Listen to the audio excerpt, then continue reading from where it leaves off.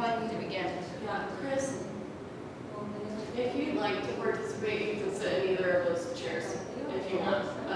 Tell us where you're going. Are you going to be here or here? This is I'm writing it down. That's still Here. surprising.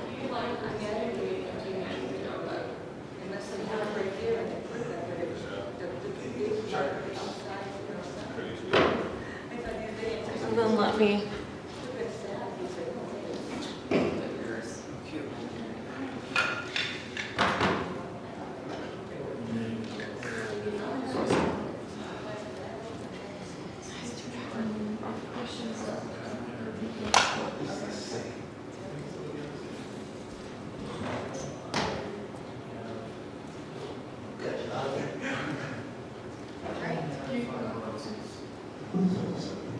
I'd like to welcome you to the Highland Planning Commission meeting for May 23rd.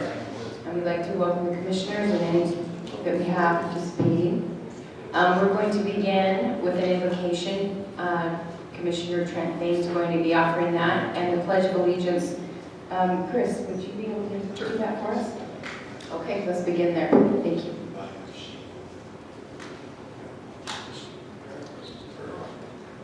Our dear Heavenly Father, we're grateful for this day. We're grateful for the time which we have to serve our community. We pray that we will be able to be enlightened and led to make wise and good choices for citizens of Highland. We're grateful for these blessings as we pray in the name of Jesus Christ. Amen.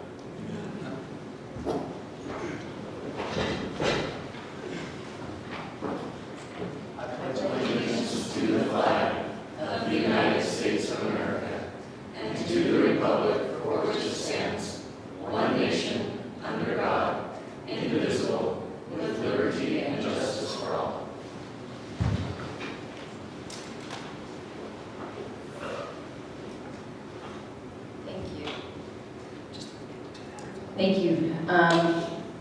This time set aside for any public appearances. Do we have anyone here?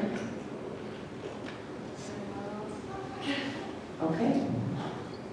No one online? Doesn't seem like we have anybody online. Okay. We'll go ahead and move on.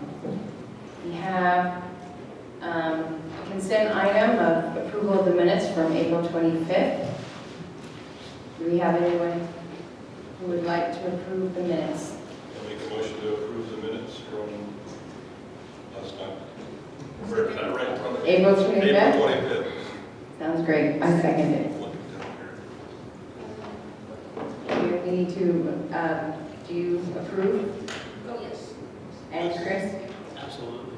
Yes. Trent? Yes. Audrey, yes. Jerry, yes. Yes. And Claude, yes. Thank you very much. And just for the recording, when y'all speak, if you could make sure that the green light is on and speak into the mics, okay?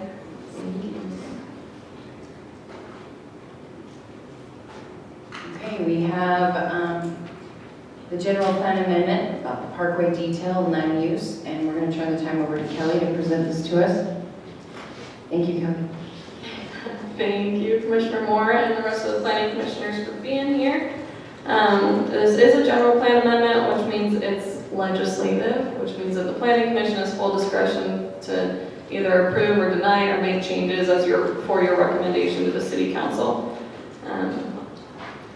As far as our staff recommendation for the proposed amendment, we recommend that the planning commission hold a public hearing and then accept the findings of the report and then recommend approval of the proposed amendment.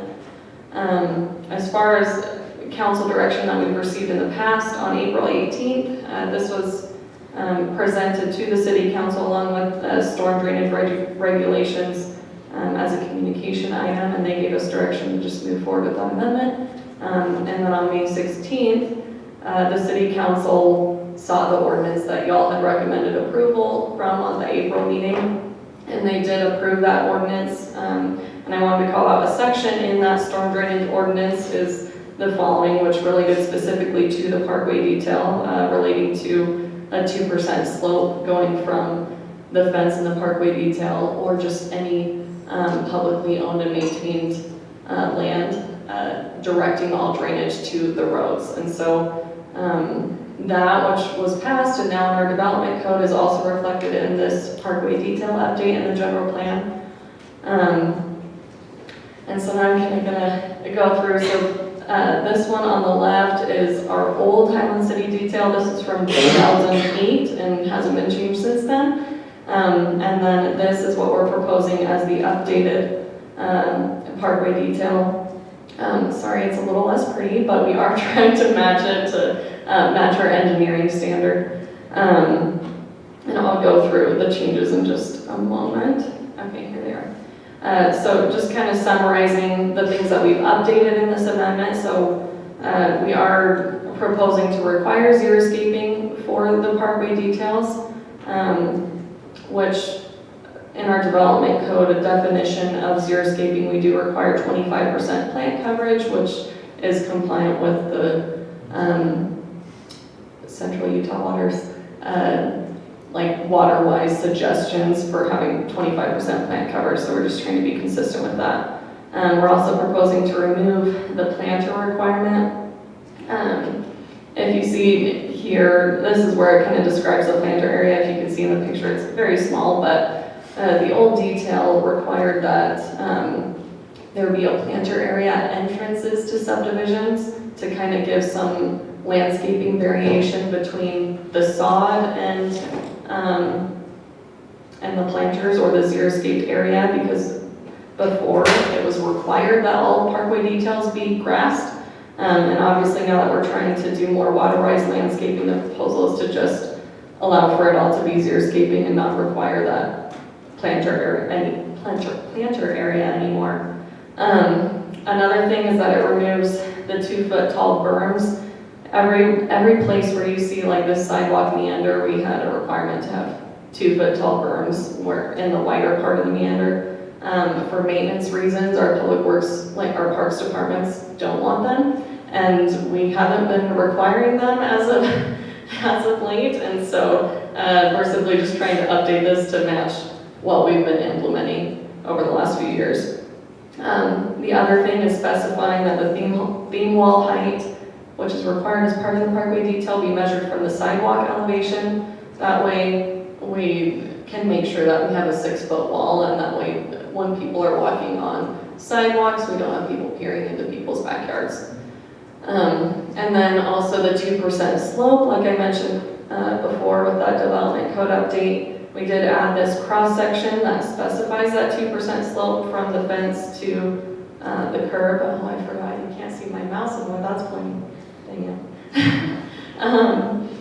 And then we also added the site triangle, which it's a 40 by 40 right triangle, which matches what's in our engineering detail. It's also the same site triangle that's in our fencing ordinance in section 3612. And then the old one had like sprinkler details where it had the specific sprinkler heads that needed to be used. Now that we're shifting to xeriscaping, everything's going to be drip systems.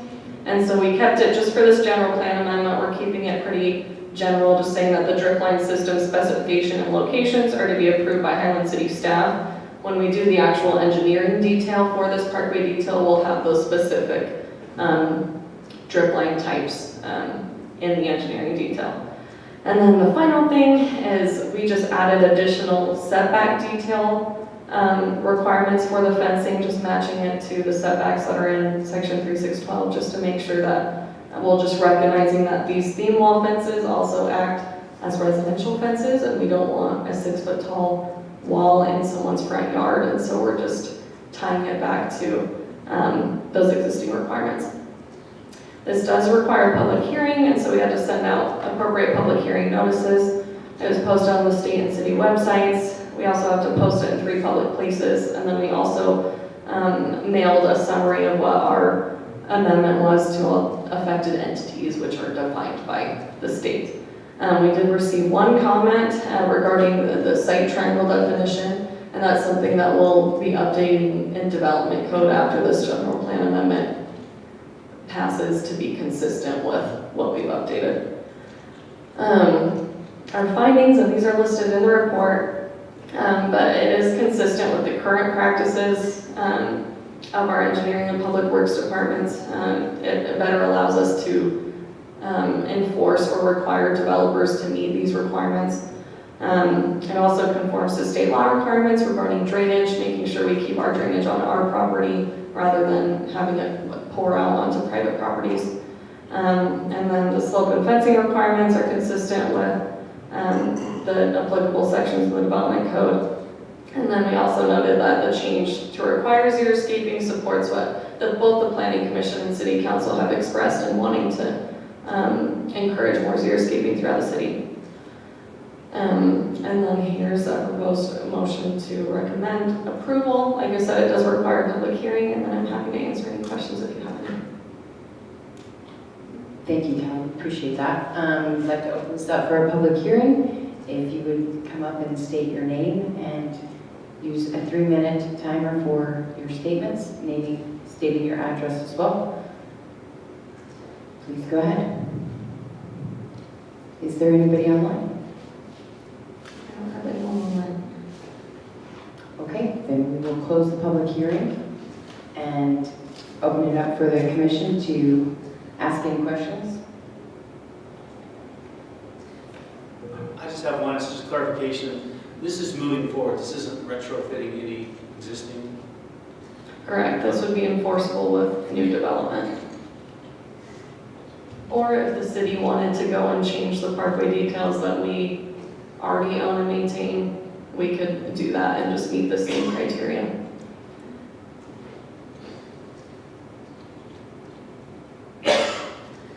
Any questions? So you can have something in the side triangle that's 3 feet tall. It has to be less than 3 feet tall. Yeah, that's like, say that again. It's like if you have any like shrubs Shouldn't all just be. completely I flat. just think That's some of the what's like, cars that are out there, it seems like 3 feet is still pretty edge of reach.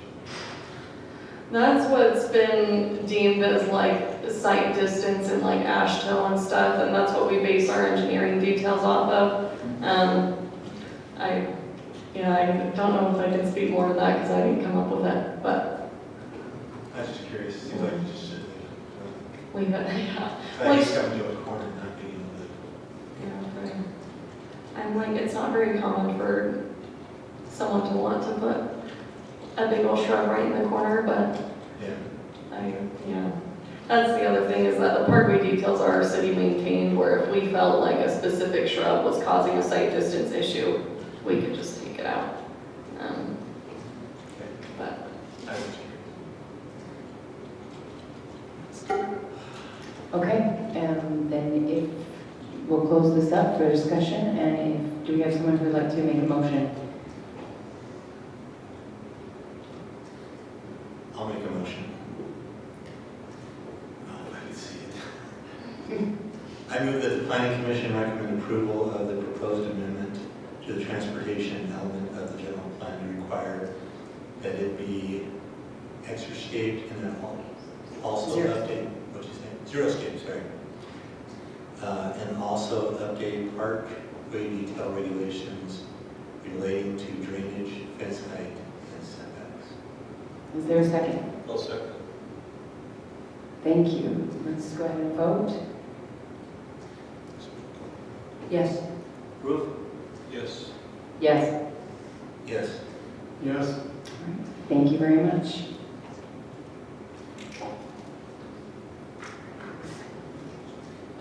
We're going to discuss the annexation of the Phil Smith property and turn the time over to Kelly to present that to us. Thank you. thank you. All right. This one is fairly complicated, so bear with me. So this is a vicinity map kind of showing where it is, so that it fronts 9600 north. It's right on, I really wish y'all could see my mouse. The west boundary of the highlighted parcel is the Lehigh boundary. This parcel is obviously in the county. And then the east boundary is Highland City, and directly north of it is also Highland City.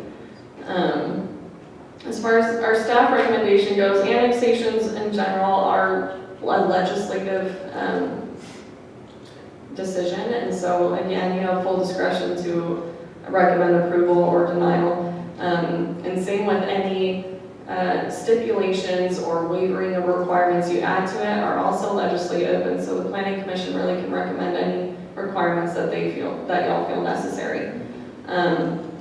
And also, not all annexations will come to the Planning Commission because the City Council has expressed wanting to waive some sort of requirements to the typical public improvement requirements. It does have to come to the Planning Commission because it's seen as a land use topic, and anything that is varying from development code needs to come through the Planning Commission.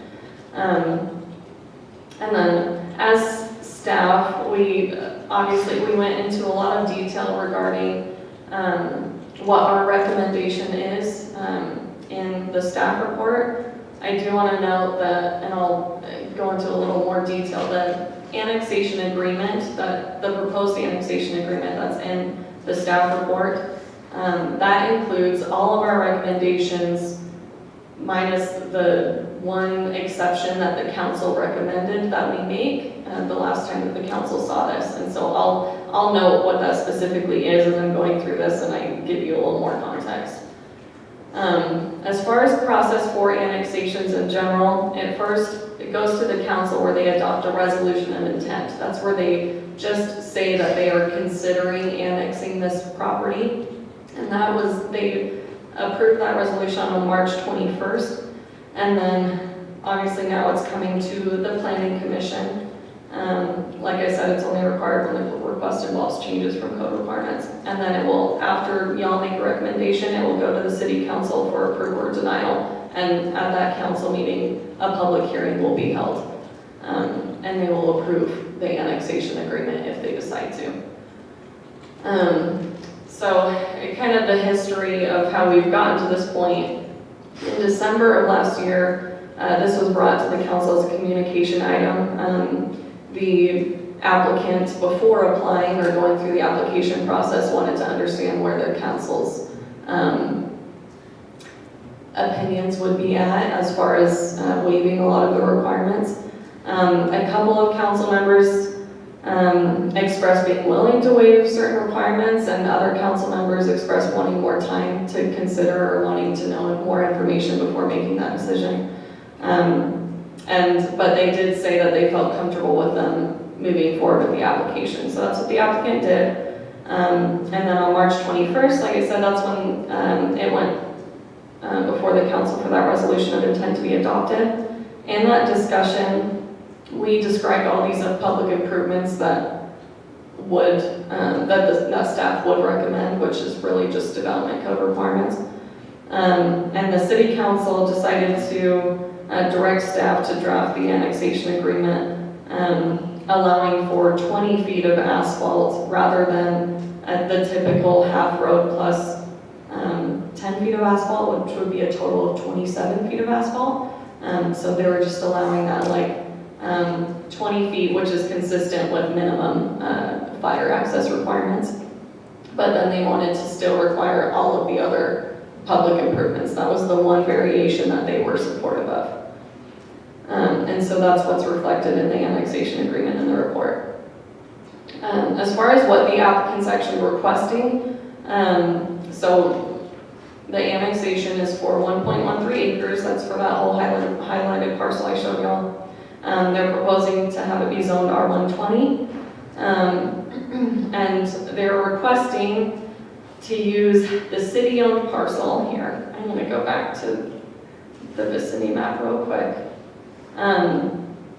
So the highlighted parcel is obviously the subject property that we're talking about. Just east of it, there's that skinny parcel that you see that has kind of a private lane in there. That's actually Highland City owned. It's not dedicated as right-of-way, it's just a city parcel. And so part of the request would be allowing that city parcel to be used as road frontage, because where it stands right now, to subdivide this property, they wouldn't have enough road frontage to qualify for R120 requirements. But if that parcel was dedicated as right-of-way, it would have enough frontage, and so that's a part of this request. Okay, the other thing, applicant would obviously have to bring, they needed utilities down to the southern lot, which they understand and are willing to do that. But they are requesting to keep that existing private lane as is, and not do the typical sidewalk, curb, and gutter improvements. And so as is, just an average measurement, it's about 11 feet of asphalt is what the existing private lane is. As far as, so Highland City has an annexation policy plan, which it basically just has our plans for unincorporated areas that we plan on annexing into the city. This is part of that expansion area, so it is planned to be in Highland. And as part of that policy plan, they also have planned zoning. And this area is planned to be R120 zoning. All of our zoning that's south of 9600 North is all R120. It acts as a buffer zone between American Forks density and Highland. And then noting, in order to subdivide in the R120 zone, the property does have enough square footage to have like 20,000 square foot lots for each. But like I said, not enough road frontage, and so that's where that request comes in, to have that be right of way rather than just a city parcel. So going into staff recommendations, and this is all outlined in that annexation agreement, also in the report. I'm going to try to summarize it the best that I can, as it is fairly complicated. Okay, so utility requirements for the existing home. So this is just the annexation. This is without consideration of them potentially subdividing. So if they were to just annex, if the applicant decided to connect the existing home to culinary, it's currently on a well. If they wanted to connect to the city's culinary system, we're requiring that they also must connect to our pressurized irrigation system. But we also added a disclaimer that the applicant may, however, connect to PI without having to connect to culinary. The purpose of that was, if they connect to culinary, we didn't want them using groundwater or culinary water for their irrigation on their lot. If they're going to irrigate their lot, we want them to be using secondary water. And then the other requirement for just the existing home itself is that the applicant shall bear all costs for extension, connection of any other utilities. So if they're wanting to connect to other city utilities, they would have to pay all applicable impact fees, and they would have to pay for extending the lines, attaching those laterals to the home, etc. Now, changing the focus to if they subdivided. So like I said, their request is to subdivide into those two lots in the R120 zone. In order to do that, I have it listed out for each of those utilities: culinary, PI, sewer, storm drain. For culinary, they're already in the Highland Water Company boundaries, which means they don't have to dedicate culinary shares. We already have them for that area. But the water line would have to be extended down to service that new lot, and that's part of what their request is, or what they understand is that they would bring that culinary line down to that new lot. And then meter fees would be required with the building permit, which is standard. For pressurized irrigation, they would have to dedicate water shares, which is normal for any subdivision in Highland. And we would, as part of the subdivision, we would require them to connect both lots to PI. That is a development code requirement, that you be connected to the pressurized irrigation system, and then pay all applicable impact fees.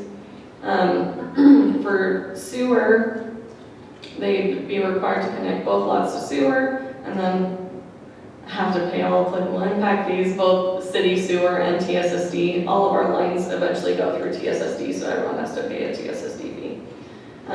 For storm drain, we wouldn't know specific storm drain requirements until their percolation rates were done and everything, and so it would just be part of the development review as part of the subdivision, that we would understand how many sumps they need, and how the grade needs to be lined to direct water back to 96. Okay. As part of the subdivision, we'd also require them to improve 9600 North. Right now it doesn't have any improvements in front of Phyllis Smith's parcel. I never even said her name. Phyllis Smith is the property owner.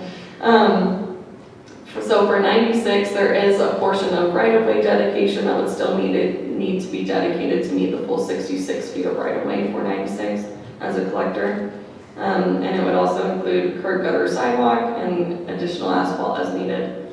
There's also a Lehigh irrigation box that's on the northwest corner of her parcel. It's already, we actually reached out to Lehigh Irrigation. It's already abandoned, but it's not filled, and it's just this empty box. And so part of that 9600 improvement would be to remove it and fill it and just do what Lehigh Irrigation requires. Essentially, they're the ones that would review and approve those plans for that and inspect it. And then for the Highland City parcel, we would have them, as far as the dedication, we would have them include that parcel in their subdivision plat, have it formally dedicated as right-of-way.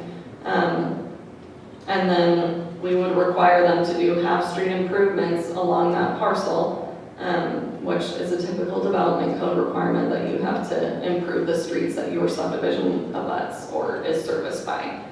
And this is where, in our typical recommendation, we say half-street improvements plus 10 feet of asphalt, where the council's recommendation or what they're okay with doing is just 20 feet of asphalt rather than the 27. And this one, also fun and complicated. So, in the event that if the annexation was approved and they chose not to subdivide, staff is proposing that the applicant be required to complete the 9600 north improvements either with the subdivision or within 4 years. And so if we annex them in and they don't ever subdivide, we're kind of putting a 4-year deadline on that. Or we're wanting 96 to be improved. And basically, what we're using to require that or implement that is that the city shall be entitled to withhold any land use approval related to the property until those 9600 improvements are completed. And so if they didn't do anything, but then we're wanting to connect the existing home to culinary, that would be our hold saying, hey, you can't connect to our culinary system until you improve 96. Which I do want to note that their whole purpose in annexing is so they can subdivide. We don't. If they do get annexed, they're most likely going to subdivide. But this was just in case this happens, we still want a guarantee that 96 will be improved. And then that Lehigh irrigation box improvement, we're also tying to that 96 just because that's part of those 96 improvements. And this is a possible motion to recommend approval. Note that it is saying that the commission would need to draft appropriate stipulations if you don't agree with what's in the proposed annexation agreement, which, like I said, has that little change that city council recommended. Then you would just have to be very specific as to what requirements you would waive or add, whatever it is. That's the other thing. Because it's legislative, you also have full discretion to add requirements on top of typical development requirements. That's not what the city council did, but I'm just noting that you also have the freedom to do that. And then this is a motion to deny if the planning commission wanted to deny it. And then our applicant, Sean Affey, who's representing Phyllis Smith, is also present, and I know he did want to be able to speak to it as well if the commission is open to it.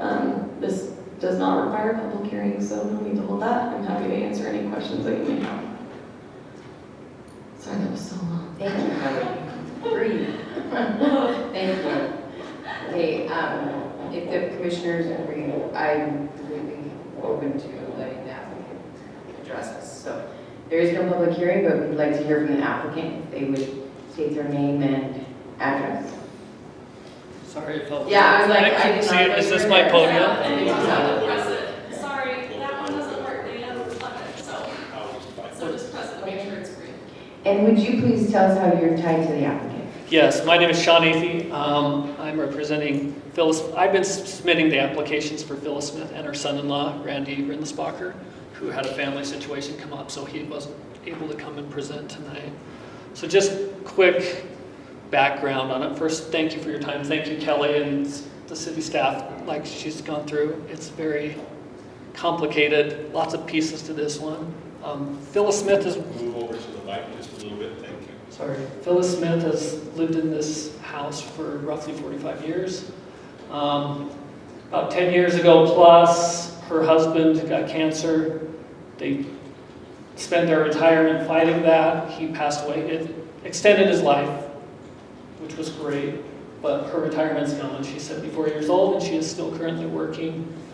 She's doing janitorial services at night in office buildings. So her family got together and was trying to figure out a way to help her out, but not make her feel bad about getting a handout. So Randy Rindlisbacher is a builder for Bach Homes, and he said, well, let's see if we can split this lot, build her a new house in the back that doesn't require steps and updates and that kind of stuff, so she can live there, and then use the front property as a rental to supplement her income so she can stop doing the janitorial services. So what we're requesting, I don't know what you can and can't see. So what we're requesting is that we are proposing that we do all the 9,600 improvements to fill in the Lehigh irrigation box, put in the sidewalk, curb gutter, and then extend that asphalt portion. Our variance, where we're differing a lot from what the city has asked, is on that connector north-south road, is to leave the current drive as is, but provide the stubs to our property and to the end for irrigation and culinary water. So we'll run it all the way to the miner's property line, which ends where that turquoise line is, so that in future development they're able to connect to that. In 1988, the miners, when they annexed in, there was an agreement that they would pay for and put in the infrastructure when they subdivided for this road to turn it into a right-of-way. We know we're adding a lot there, and we feel that we should help participate, and running those lines is a pretty significant expense to get that there. But to have a sidewalk and the curb and gutter and sewer all the way down there for a subdivision that we don't know where and what it will be, there's potential for a cul-de-sac, or if they partner with other landowners, it could be a full other road there. Something could be just tore out later on. And adding one house to that drive won't have a significant impact on that roadway. So that's why we're proposing and asking for the variance on that section of road. Wait, can you clarify that again? So the side of the street that your property butts to, you're going to put in the parkway, the sidewalk, and the curb gutter, right? Yes. To match? So 9,600 will put curb gutter sidewalk, so the dark blue line. Yeah, I'm looking at Google Earth, I see where it stops next to you. You're going to take that same profile and come all the way across your property? Yes. Is that right? Yes, correct. And what's the variance you're asking for, the other side of the street? The variance is for the north-south road that is currently city property. It's not designated a right-of-way. Actually, That's not a trail, that's an actual road. Right? it is a road. The miners actually added the asphalt 5+ years ago on their own. The city really wasn't sure it was their property until we came in and brought this up. They just thought it was a private drive for the miners. The miners are the people on the right, The miners are the people to the south. to the south. Yep. Who's to the right? I went. It looks like that's what they use also. Yes, she uses it for access. I forget her name and I apologize for I that. know, I forgot. So it's currently being used by the property to the east as an access drive and the miners. And what's the city wanting to do, make that a full road? Make that, well, they want us Or to half? do a half of the improvements, curb, gutter, and sidewalk, and to the end of the city's property line. That doesn't match what the person to the west of you did, right? No. They have the same. Yeah, they just have the road base and the little piece of asphalt, the 11 feet that the miners had put in. How wide is it? Roughly 11 feet is the asphalt section, but I think it's probably... Yeah, sorry, the parcel itself is 54 and a half. That's another, and I forgot to say that. That's another thing that's in the annexation agreement and in the staff report is that an additional 1.5 feet be dedicated as part of the subdivision plat to meet our full 56 feet of right-of-way. Because of the placement of the existing house, we were proposing just requiring that 1.5 south of the home, just because it's very close to the city parcel and we didn't want to make a road any closer than it has to be. And we were asking not, So is we're it asking thought- not to have that Is because it our thought fence is that- there. is it thought that that area down below is going to have a cul-de-sac with multiple other homes that would eventually attach to it? No, we can't really speak to whatever the miners do if they subdivide the, I know, but the planning of the future is what you're saying. So if a fire truck eventually has to get down to that road, his road's going to have to be approved to get down to the further. yeah. As far as like layout cul-de-sac, it's actually at the southern end of the city's parcel, it dips down significantly.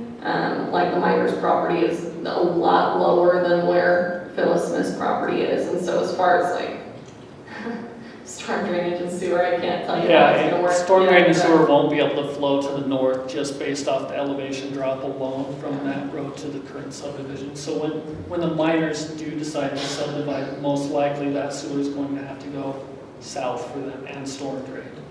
So us putting it in now would have, it'd be a capped storm drain that would probably never get used because it wouldn't flow anywhere correctly. Yeah, I would direct the drainage to, But then the 96. But then the miners would have to improve their section that they didn't bring up to standard. So that burden would fall on them. they would do the other side. And that, so, the agreement that he's referring to, when the miners annexed into the city, our records are, I'm just gonna be blunt, very poor with this, where the only records we have are minutes from that, like, 1988 city council meeting. And there's no annexation agreement associated with the approval. It's just written in the minutes that if they ever chose to subdivide, that they would have to improve that. And that city-owned parcel was owned by the miners, but part of that, Are the miners the ones on the west and South, or on the south. South. they're the house on the south. And so when they wanted to annex into the city required that they dedicate that northern portion of the miners' property to the city to like ensure that that would happen. At least that's how it appears in the minutes. The only way we know it actually happened is because we have title to it. We don't have like a signed agreement after the fact. It's just, we have those one city council minutes and we own it, so. So can I ask, so the property to the east, sorry, with my voice, I was cheering too loud today. So the city's portion is between the two properties. Correct. Do they have, did they know that it was city property? It looks like they have been using that as the drive access to their property. Because I don't see a driveway from the main street on top. Yeah, I have no idea, I can't tell you. I'm like, I know it's also a very old home, but I don't know if it was, like, if they accessed it before the miners or if not, I thought I looked. I was just wondering, did Do miners miners sell do that? property and then these people built a home on it? I'm just looking at the access for their home. The home was built, well, at least from the records I found on the county, that home was there and annexed into Highland City before the miners were. Before the miners. So but there's no record of an access easement or anything that we were able to find. So they may have just been Yeah, buddies with the miners and got to access Yeah. off of their property. So, but miners still own that strip between Phyllis and this. no, the city owns. Well, so at the time, Right, Here. Oh, yeah. okay. yeah, I guess at the time, if that's, I'm just going off of what you're saying, Sean, but, with the property to the east like home being annexed into the city, if that was done before, that means the home existed before the city owned that parcel, so it would have been the miners owning that parcel when the property to the east annexed in. Okay. It's a fun little storyline from. A complicated storyline, and we're based, miners from the city council minutes, that is the only record, is that they had agreed to do this update of the right of way when they decided to annex. Or if they, when they subdivide. Or when they subdivide, sorry, not annex. So we don't think that we shouldn't have to do any of the participation in that. We just feel like if doing a whole road, half a road section, sidewalk, curb and gutter for that whole thing, and then if it is just cul-de-sac right at the end right there, we've carried a large part of the burden for one extra lot. And like I said, we're not trying to subdivide this to sell off to people, we're just, Randy's trying to help his mother-in-law. Yeah, we're not. So, The right of way there, what we're saying is, it's just going to possibly be down to one lot. The miners agreed that when they do subdivide, they already agreed that they would do the improvements on that road. from what we can tell from the city council minutes, that was the agreement. Like Kelly So said, they're aware, they're not going to be surprised at what we're going to do. yeah, it's in the minutes right here that we have, but there's no annexation agreement, so. And they haven't, and they were obviously posted to come and look at this, right? Notified. Yeah, which we did, we did receive an email from the miners, when because they were notified about the annexation of the public hearing. In their email, it's not required that we like share it because they weren't, oh my gosh, what is the word? Like objecting to the annexation, it wasn't, Right. and they he noted in there, hey, I'm not objecting to this, like being annexed into Highland. But he did express that, oh my gosh, my brain. He did express that he was in support of them being required to do all the public improvements because it's a new home, where when he annexed in, he wasn't proposing a new home, therefore no new impact. Where in our code, any new building or any new home, you would have to do the public improvements, and so that's why he shared he was supportive of that, and that's why he was saying he was allowed to not do those public improvements because there was no new impact. So just to be clear, this house, to the east is basically a flag lot? To the east, not necessarily because they have road frontage on 96. They have a way to access off of 96, That's what I could. but it just seems like they I just, have the same question she has. yeah. So because this is a city right away, the road, it's his, isn't going to be a flag lot because there's an actual, his frontage is an actual road, not a driveway, right? Right. That would be part of the annexation agreement. Currently, it's not right of way. Right now, it's just a city-owned parcel. And so that's what part of the request is, hey, let us dedicate this as right of way so we can have this count as road frontage to meet our Public 20. right away, right? Public right of way, Or I correct? could drive up it if I wanted to. Not that I would. Well, right now, It's it's not a private. public property, but it's not public right of way. No, when it's said and done, Yes, it'll be public right away. correct. So anyone would be able to Not drive a on it. private driveway. Correct. But I think in the past, we've gone against flag lots, and I just don't want Create a flag lot. to, well, create a flag lot, and then somebody else starts to, but it sounds like this will be a right-of-way, public road, not a private driveway. City owned, whatever. So it's not technically a definition of a flag lot, where somebody else is going to come in and say, I just want to put my road down. Correct, yeah, there wouldn't be like a drive easement or anything. Now, if he stayed in the county, he can do what he's doing, right? Say that again? If he stayed in the county, not saying he did, which he's in the county, he could split his lot like this anyways, right? Or not? No, with the county zoning, they can't subdivide, so their only way to subdivide, Is to- The city. correct. All right. You did the other two. So I've got a bunch of questions, please be patient. I think you've answered most of them, and the first part was, since you brought in the hardship and the financial aspect of this, my first question was, what you just described is not financially feasible by what you're doing. So we're not creating something that she can't meet.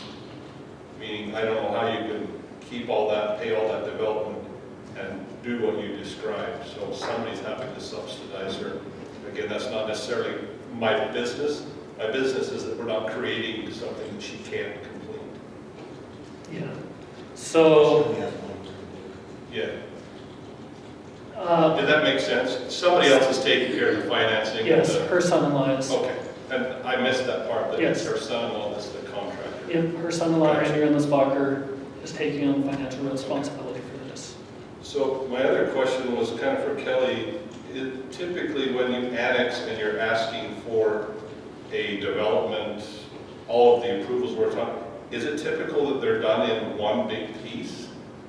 Because it seems like we're doing the annexation part, totally on board with that, but we're also asking for a partial approval or a direction for approval, but we don't have final plots, we don't have any of the kind of things for a final approval. So we're, from my perspective, we're kind of implying a lot of things, but not necessarily anything in writing. So annexation agreements, I'm like thinking of, okay, Beacon Hills, for example, huge development. There was an annexation agreement associated with it where there was an overall concept plan. This is the standard zoning we're gonna have. These are the improvements that we're going to require. Obviously, at that point, like with annexation, you're not having anyone do civil drawings or construction drawings or anything. So you're right, a lot of those things are going to be unanswered until you go through an actual subdivision process. But we do want to be very specific as far as what we're requiring you to connect to, or what typical standards we're going to hold you to, or any additional standards we want to hold you to. That's the main purpose of an annexation agreement, is if we allow you into the city, this is how we want you to come into the city. And this is how if you don't agree to these terms, we're not letting you into city boundaries, if that makes sense. Perfect, and that makes sense. I guess the question, and I believe you validated this, that what they want to do in theory will work. We don't know absolutely, because the drainage issue and the different things like that, until you have site drawings or elevations, you're not necessarily going to see that, but in theory it should work. Is that what What you're saying, what they're requesting? Yeah, what they're proposing to eventually do, in theory will work, but we won't know until they go through that process. Yes, as in it like would work functionality wise for these two lots. Frontage, distances, all of that, well, I just wanted to reiterate, that's what you said, and that's what I heard. It would function, but it would not meet typical development code requirements. With the 20-foot. Sorry, I'm But it's a confused. difference. All right, I thought you were asking like, so there's their request, there's the applicant's request to not do a lot of the improvements, and then there's the annexation agreement that's in the staff report, Yes. which is all the public improvements except the 20 feet of asphalt. And then there's staff's recommendation, which is all the public improvements. And so as far as like staff's recommendation is always going to just be following what's in the correct. standard development code. Your recommendations, are you will do this under these circumstances. What I was trying to get at, is it physically possible for two lots to be in there with that road, without the road being too close? Without a final plan, it's just assumed that it will fit. We did it on a napkin, it looks like it fits. Are we confident that? Yeah, we're I'm giving like, them we'd be lots? confident simply because our parcel is 54 and a half feet wide. Yeah, I'm like, if we were trying to fit all of these utilities in 10 feet, it probably wouldn't work. That's where I was getting at, is without the details, and I couldn't find any details online, so anyways, you answered my question. Can I piggyback on your? Please. It seems like, I know we don't have all the engineering and stuff, it seems like there should be a concept drawing, just a concept flat drawing, whatever, showing what improvement. Because I think everything on 96, there should be no variance, right? You're not asking. That's going to be done according to the city. Yes. I see the variance coming down here, and it sounds like the miners in their minutes said, we know we're going to do that if we ever do this. I see that.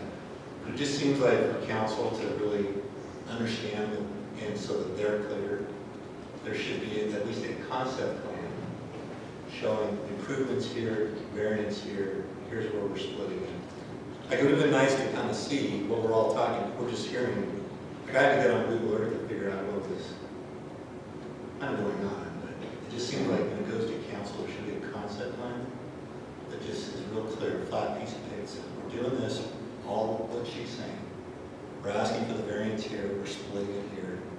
And then here's where we think the sewer's going, the water's going, just lines, not Yeah, actual. no, and this is kind of rough, and I apologize for that. I was fighting to make sure the thunderstorm didn't knock out the power at my office. So, but the turquoise blue line is where your culinary, your PI, and No, I understand. would run. I'm used to seeing a concept. Yeah. It looks like, almost like. Showing the individual utility lines. It almost looks like a Yeah. preliminary, it almost looks like a preliminary plat, but it's just showing the property Yeah. lines, where you're gonna split it, where the road goes. Mhm. You know, because this is really kind of, I think. Yeah, that's I think where I we're was having- headed. I think if we're having the same thing, trying to really dig in, council's gonna do the same thing. Just need a visual, can be done with crayons for all I care. Yeah, like I would like- Not an engineered paid drawing, but Yeah, a hand Oh, sketch. just a flat Understand. concept, Yeah, like a plot line. yeah. So we can add that in. And like you're questioning if utilities, we don't really know what will work there. For sure culinary PI will because they're pressurized lines. So uphill, downhill, it doesn't matter what direction it goes. It would just be a question of the sewer line. Like Why I is- feel I understand now, but Yep. it took a lot of questions. Yeah, no, that's I on think when me, you sorry go- about I that. think when you go to council, if it's drawn out like a plot plan Mhm. of what we are recommending or what she's recommending, this One is, color and. I think it'll go smoother Okay, in explaining and showing, and then it could be part of their document that goes. And So like you said, on another minor agreement where we kind of talked about it, read the minutes versus, here's a piece of paper, this is what was going to happen. yeah. And then when you come back, I guess this will eventually come back to us, right? with the subdivision. Yeah. We all can look at this and go, oh, this is what we talked about, it's a little smoother. Yeah, I'm not saying you have to come back to us, I'm saying the next step. We could recommend that in. no, I appreciate the feedback and I can definitely do that. As a plot plan, and then I think it'll go smoother, and then when it comes back to her, like she said, it was very hard to explain. It's all on paper, it's a belief. Yeah, no, I appreciate that. So I only got 5 more comments, I'll try to be quick. We are drawing up the flag lot. What I saw initially was, oh, we're just trying to make a flag lot in Highland City without making a flag lot. And I know we don't have that available in Highland, Lehigh does, because you can see the one on the other side of the line where there's a perfect example. So that's what I thought we were trying to duplicate.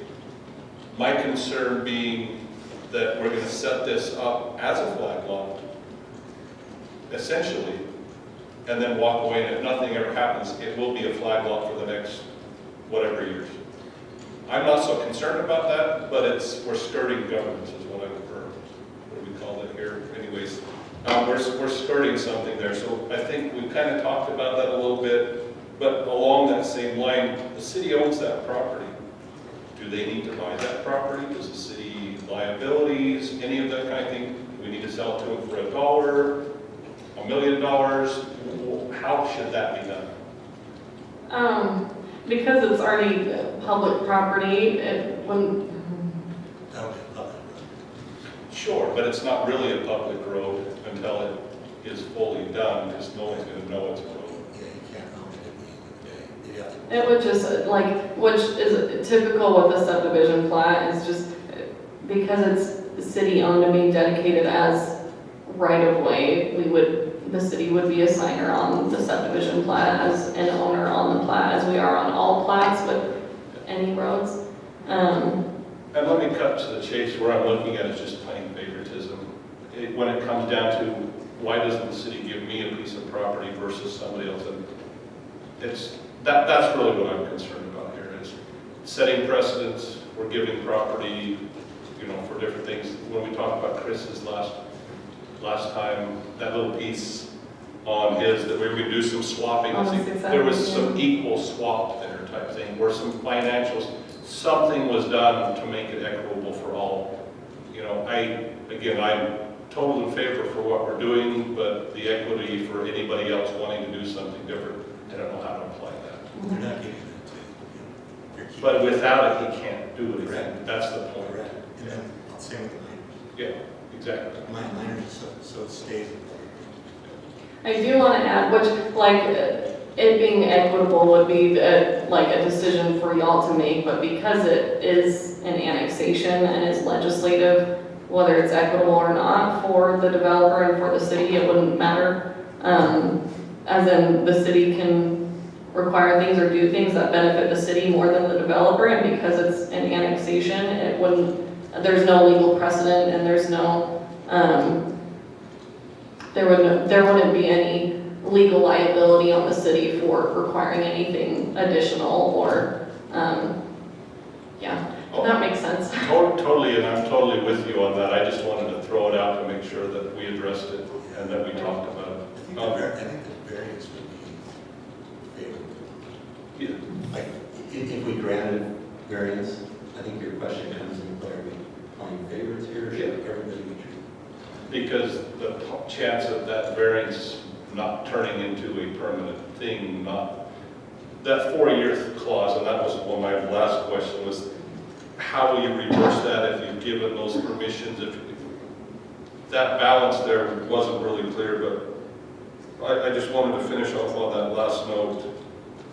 Yeah, so I'm good, as long, I understand we have full legislative rights to do whatever, good with that. The sidewalk improvements on the request, that was what was kind of confusing to me. So 96, we're very clear, coming down that new private lane, just like any other road, we're just taking 27 down to 20 until somebody comes back and takes it where it's supposed to be. And finishes And it it fits off. it right.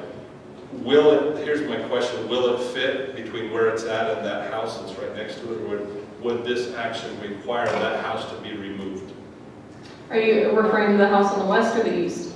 Like east. So east, that, well, because the home is already built, I haven't measured it, I don't think it would meet that 30-foot front setback for the front door facing west. However, it would just be a non-conforming lot. It's kind of like our 6800 widening, where That's where I'm it just getting to. becomes non-conforming setbacks, but We're setting another non-conformance by making this. which technically it's already there, if that makes sense. As in, by approving this, we're not increasing that impact any more than it already has.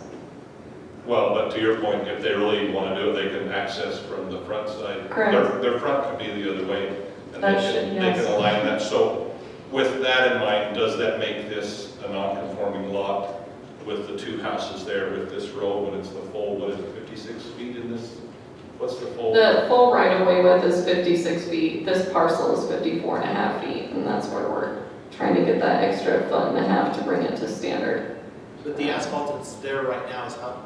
11 feet wide, and so that's where the council's like, okay, let's at least bring it to fire access minimums, which is 20 feet of asphalt. But that asphalt is most likely not built in any kind of code or would have to be removed and replaced. Oh, alright, as far as, oh, you're talking about the existing asphalt, Existing yeah. asphalt. And it would, they'd have to remove it anyway to get the utilities down there. That's It's just proposing to add the same amount of road base and asphalt. So I promise that one last question, then I'll let somebody else have it, and then I'll have more later. But when you talked about the 4-year rule, for if you got 4 years, get it done, or else whatever, did the city consider a bond that would force that? We did, issue was, we thought it was a little much to request, where in order to have a bond, we would have to have them do all of the civil and construction drawings for 96, and then have a stamped engineer's estimate of those improvements to get a bond amount. So essentially, if we did it that way, we would basically in the approval say that the annexation isn't approved until this bond amount is approved and we've received it. Yeah, it was more of this just seems a little much. We didn't think the council would want to do that. But it also is a recommendation that you could recommend. That's the thing, like a bond really is the only way to hold it and make sure that we would have the funding to do it if they didn't ever do it. But it was just a staff consideration that it would be a lot to require and would take a lot of time. I really appreciate the leniency or the, I'm not sure what the word is, the above and beyond the city's going considerations the city's doing for this.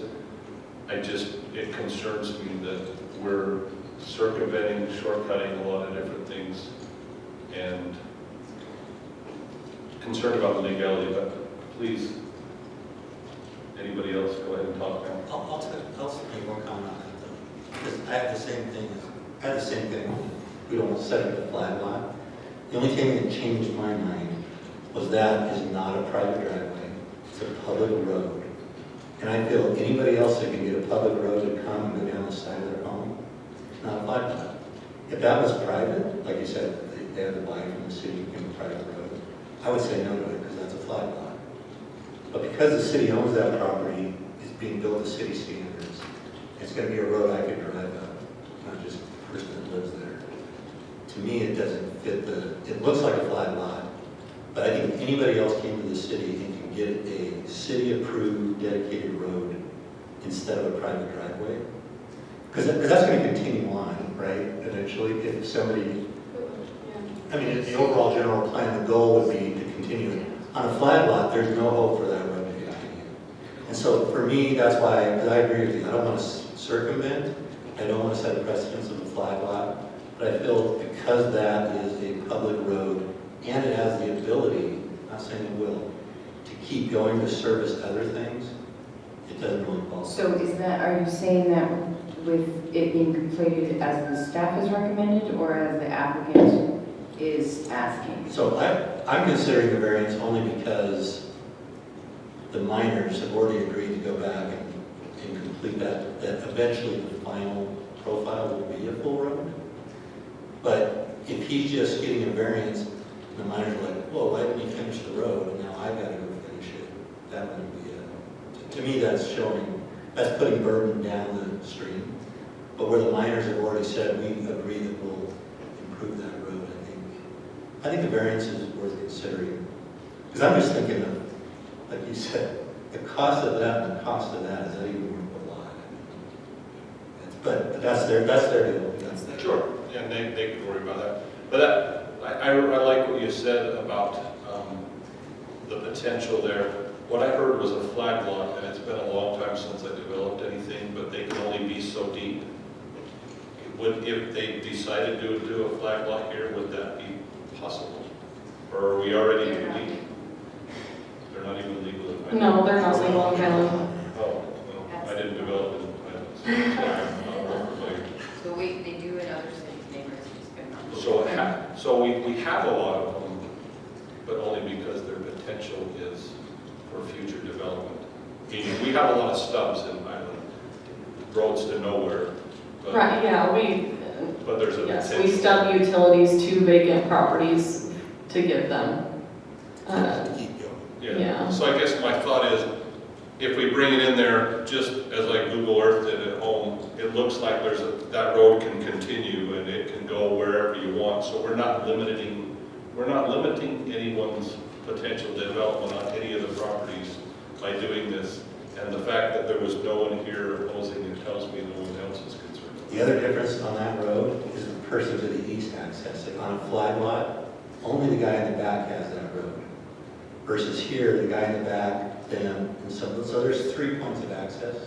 It's not just a dead-end driveway to get to the back of your lot. So that's why I was considering. Because I agree, my first impression was I don't want to create a roundabout flag lot, but then when I saw what the road is, I see this. So with the proposed here, the 2 lots that you're going to do, the person on the east and the people on the south all use this road. So we've got 4 people on a partial road. Three with the potential. The front lot would still connect to 9600 Oh, access. It would be the new proposed lot on the back of the property. I've asked way too many questions, but thank you for. And thank you for being, willing to clarify and answer all these questions. So just to restate, you are asking to not finish anything on, what are you willing to finish on the east side?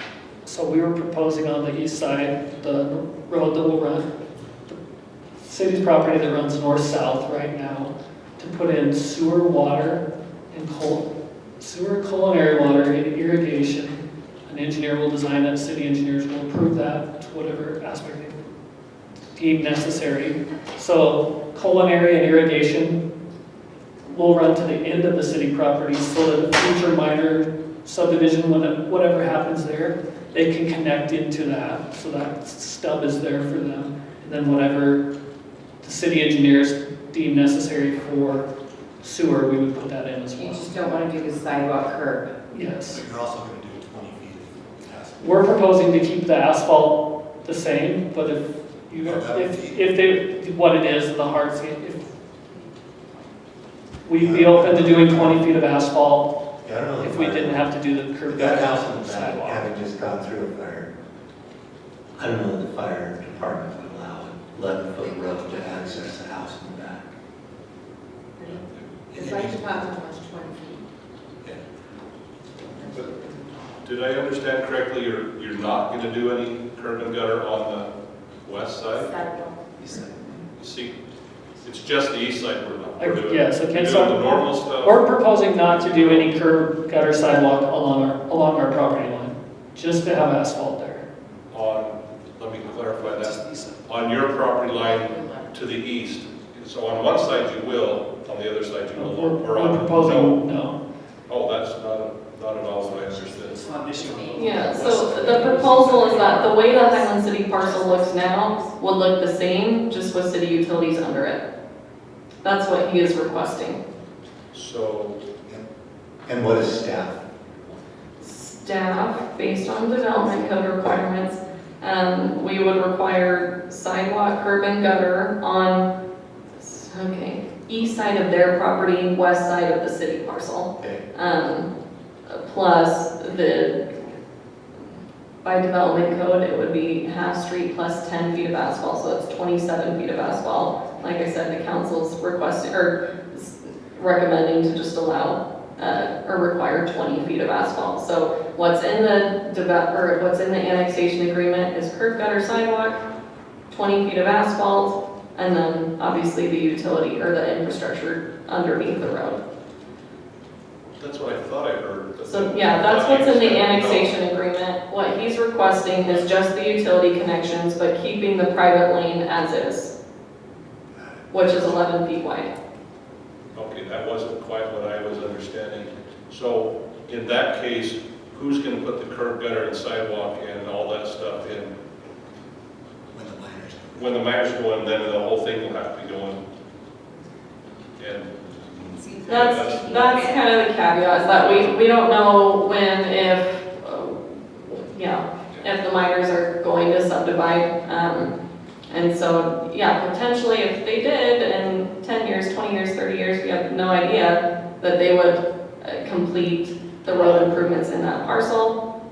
However, obviously right now, with the possible annexation and subdivision, we would have the opportunity to get half of those improvements for the city now. I have a question. If we okay this, and you guys subdivide it, and then the miners wanted to subdivide, wouldn't we set a precedent that we're gonna have to take care of it all? You know, curb, gutter, sidewalk, and whatever, I mean, they, especially with all that they have that they're subdividing, well, Like I said, because it is legislative, there is no legal precedent.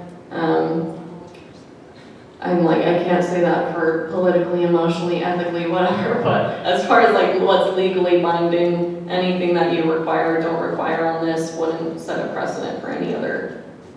But according to code, any new property where a house is being built, that needs to happen. But typically, when somebody develops their property, they need to put in their frontage improvements. And That is a development code requirement. That's why when we drive down these roads, it goes like this, but they're all required to put their stuff in. So eventually it pieces together, yes. so if they subdivide, wouldn't they have to put the curb gutter in the new subdivision, that new house? Yeah, so what's in the agreement, so that whole parcel, they would have to do those improvements along that, so it would be on the side of the existing home and then the front of this new home on the south lot. Sean, did you want to speak to something? Yeah, like I said, we're basing on the miners had an agreement that they kick the can down the road, per se, and we're just trying not to take up that whole burden and still cover some of theirs, so it's a give and take. So they still have responsibility down the road if they were to subdivide, but we're eliminating some of that because we are bringing the lot on. And that's why we've asked to not have to do curb, gutter, and sidewalk right now, because it puts an excessive burden on this one lot, and it's curb, gutter, sidewalk to nowhere Well, nowhere for now. for now. But either way, the city never takes the responsibility If you for weren't it. subdividing, and you left it one lot, I would agree the minors, if they want to do their stuff, need to bring a curb gutter down your property, into your property. But now you're subdividing, and there's a benefit, that road now, you can get that road. Or before you need the road, because you have access out to the place. And typically, everywhere, when you improve your lot, where you have to have those improvements, the landowner always puts that curb and gutter. Otherwise, sometimes it just becomes really difficult. And it stays unfinished for so long. So it's just something that's... So, Which that's, I just want to clarify, that's why we have that division between just annexing the existing parcel versus the subdividing, where just with the annexation, we're not saying, okay, with the existing home, now you have to do all these improvements on that parcel. It's just upon condition of subdividing. If he splits it, he can still annex. He can get city utilities or whatever. But if he splits that lot, then he has to do it all. Correct. that was what I was trying to clarify, is maybe I'm getting hung up on the wrong thing. But as part of the annexation, yeah, bring it in, we do the front, that's fine. If they choose to subdivide, at that point, when they build that second house, they will at that point be required to bring in the curb, gutter, and sidewalk Along that parcel. along that, through that process. I don't need to attach it here. And that's where I was getting hung up, is I just wanted to make sure we weren't granting them that they didn't have to do it through this annexation that would override something downstream, like we were just discussing, how it still has to be done eventually. Okay, I'm good. So just to be clear, if they tore the house down on the west and split that lot, they would have to put the curb and gutter down their side. But they, Sorry. the house on the east, Okay. the house on the east, if they tore that down and split the lot, then customary, they would put the curb and, not minors, the curb and gutter. But if they're gonna leave their parcel that big, not tear the house down, and the minors go in, they'll be, minors, be required to put the curb and the gutter down that side to get access to their property. Correct. It's just basically whoever subdivides has to do it. That's kind of the connection there. Otherwise, we get hodgepodge.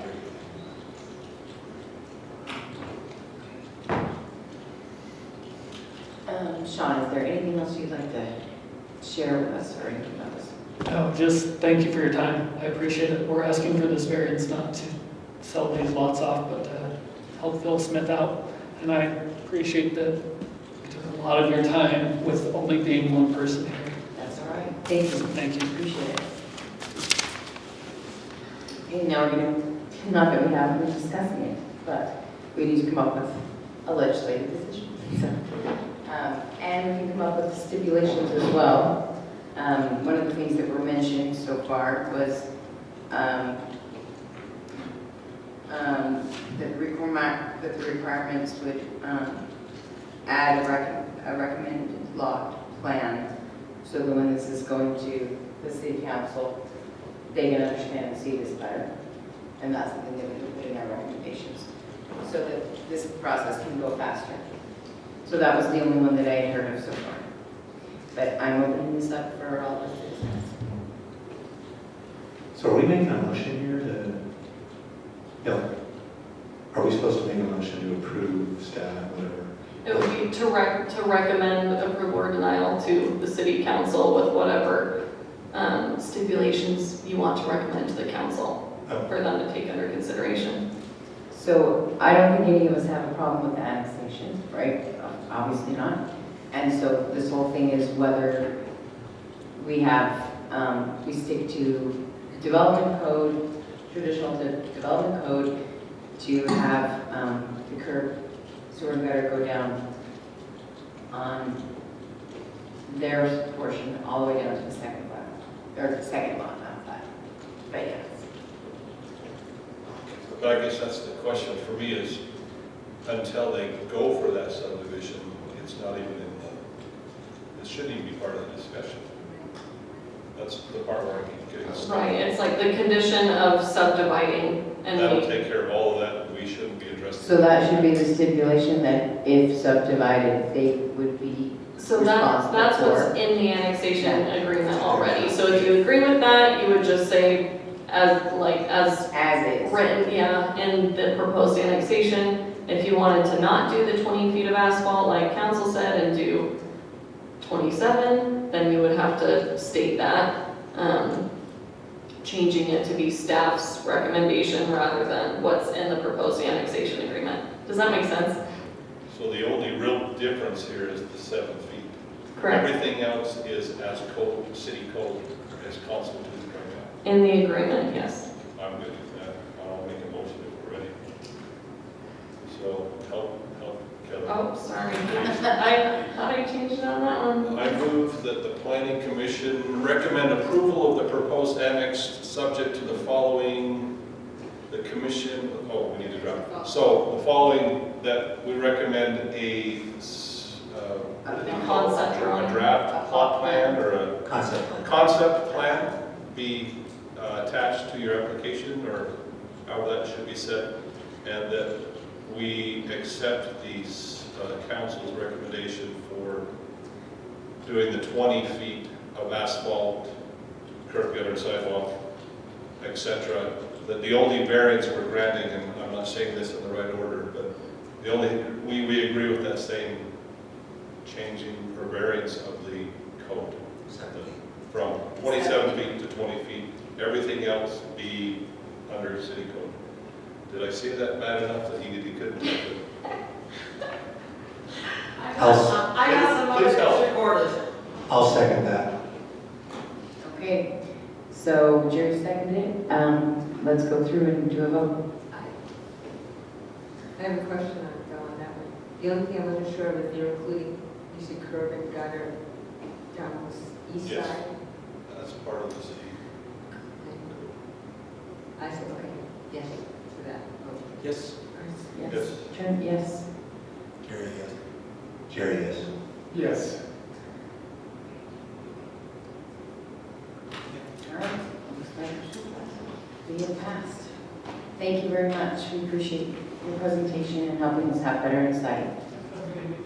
You too. Okay, the planning commission and staff communication items were, we've got June 6th for city council, 7, June 20th, city council at 7, June 27th, planning commission at 7, and July 18th for city council at 7. I do have a question, if that's okay. Could you tell us what is happening with the reservoir that we share with Lehigh, please? I have so many people asking me about what's going on with Same, I that. get the same questions. Yeah, is there anything you could tell me about that? Are Like, you talking about like overfilling? They're not, no, you're not just overfilling, like what They're not putting is, in the park, they're not putting in the dock. they're not putting in just, we don't know anything about what's going on and it seems to be. the- I heard they're gonna fence it and just block it off to the public now. Yeah, what's. I'm not aware of any plans that have changed since the original reservoir plans. I know with the flooding that people's focuses have been different, but I genuinely don't We know. even have like questions about that, the furthest east section that was all cemented, that's constantly holding all the water and not letting it go through, so it's, Well, it's the It's the sediment pond, but now it's the sediment that's sink where, so it doesn't. and so it does have access to get over. Eventually they'll drain that, scoop it out and haul it off. It Okay, just, it's the sediment, so it doesn't fill in the lane. okay. They do that with I'm sediment. just trying to know what to say, but I never know anything. Oh, is it really? Yeah, there's an island in it today. I don't know, all the water, there's probably a lot of sediment So at what point do they take that out? before it starts going into the lake. That's the anyways, Water Conservancy District owns that, Okay. Yeah, So- I get a ton of questions that I'm they say, hey, sorry. no longer. And like the mayor and Aaron would know a lot more about that than I'll I ask him, I'll talk to the mayor, so. If you go to Lehigh City's webpage, they have some literature. You go to, talk to Larry Mendenhall. Okay. He is in charge of it, he should. In, at Lehigh City. No, Larry Mendenhall Larry is his neighbor. He's my neighbor. Oh, so I'm sorry. That's right. Okay. He's the I would representative. love to know and Yeah, understand me too. because I think we're all getting asked questions, it's like, what's going on, and what's the plan? Okay, thank you. All right, is that all that we have? Let's see, I'm blind. I'm gonna turn it on. What's the agenda for August and the fleeing, and are our meeting schedules going to be adjusted during that month, or is that too far down the road? It's the first week of August, yes. Right. And ours would be the 4th week of August. So we just, Well, I just meant, will the city meetings all push out or condense, or it will make no effect on us, the planning commission? it doesn't usually. It wouldn't affect us at all, unlike council might not have a meeting on the Council first week will of not have August. a meeting. Skip maybe the Okay, first week. thanks. Also, was anyone able to attend the Highland City Council, the last one we received a note about? The I could budget not. meeting? Yes, I was there. It was very exciting, and Did you you report? all should have been there. It was recorded. I was just like, could you report Oh, what you? report. Yes. I was the youngest person there by 30 years. It was made up of the past 5 mayors and a couple ladies that asked a lot of questions. The biggest question was about the roads and why are my roads not being done versus my neighbor to the east has been redone twice. That was brought up multiple times. The mayor talked about the cost and how our 7-year plan, he didn't give us a date of that's now a whatever 10, 15-year plan because of cost, because of all the things that make sense. There weren't really any other detailed questions that were really related to the budget. There were several other questions. Former Mayor Ritchie had, he's talked about open space. If you wanted to talk about that also. I can't hear you, I'm sorry, He said guys. something about the open space. Well, the open space tax was brought up, Okay. and that is going to be removed, if I remember. The The open space fee, The fees? Excuse me. that is what is being discussed. It hasn't been formally approved yet, but So we'll all pay it in our city taxes. Not this year, because the taxes are not going up.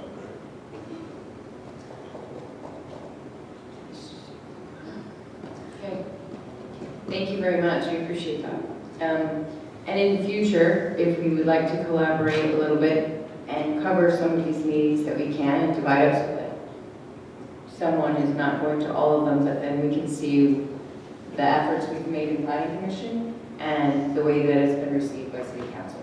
So that's really helpful, and then maybe we can take a minute to report and if, for the others that haven't been there. So- and if you don't want to, or if you can't attend, just like these Watch. meetings, they are on YouTube Live. So, Okay, appreciate it. Is that all we have? Because I can't get the computers to run. Okay, then, is there someone that would like to make a motion to close the meeting? I would like to make the motion to, I move that we close tonight's meeting. I second that. Thank you. um, And we'll take a vote. All in And favor? Yes. Aye. yes, okay. We've heard from everyone. Thank you very much. And thank you, Kelly. Thank you, Glad Kelly. to stop talking to you, have been out here an hour. No, it's okay. So, is there any update on Jay, how Jay's doing? You know what, at the last planning commission meeting, he emailed me saying he was still like bed rest. And so- And I emailed him and he was just really gracious back, thanks for checking in, but I haven't You do for 2 hours. heard anything, how he's doing. I don't have his number, or I would call him, just wish him well, but I do have email. He sounded pretty serious with it. I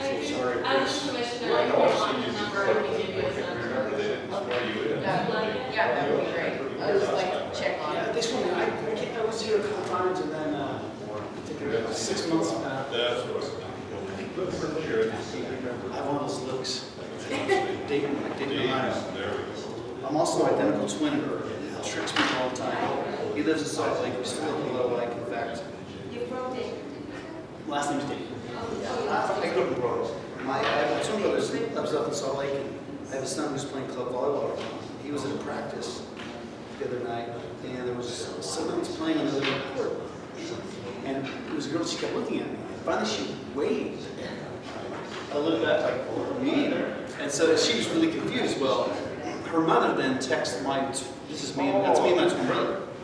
And Yeah, I would have been confused. so we still look a lot alike. And she's like, this girl is really confused because she's waving and thinking it's my brother. So he said, we get that a lot.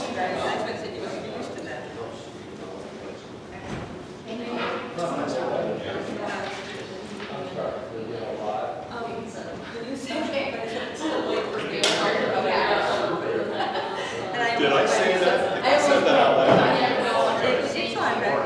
I said older ladies, right? Oh, that's terrible. I apologize. I shouldn't have said that.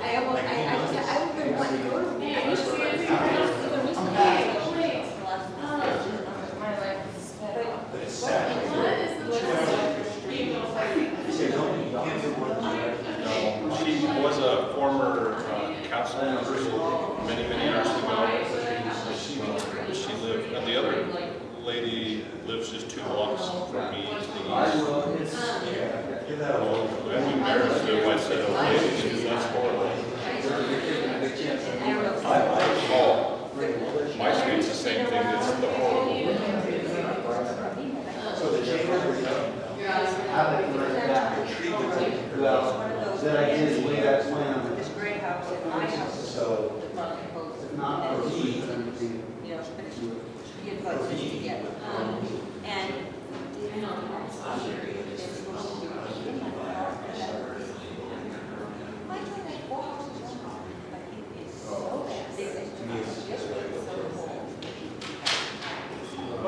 but they have something. Thank you.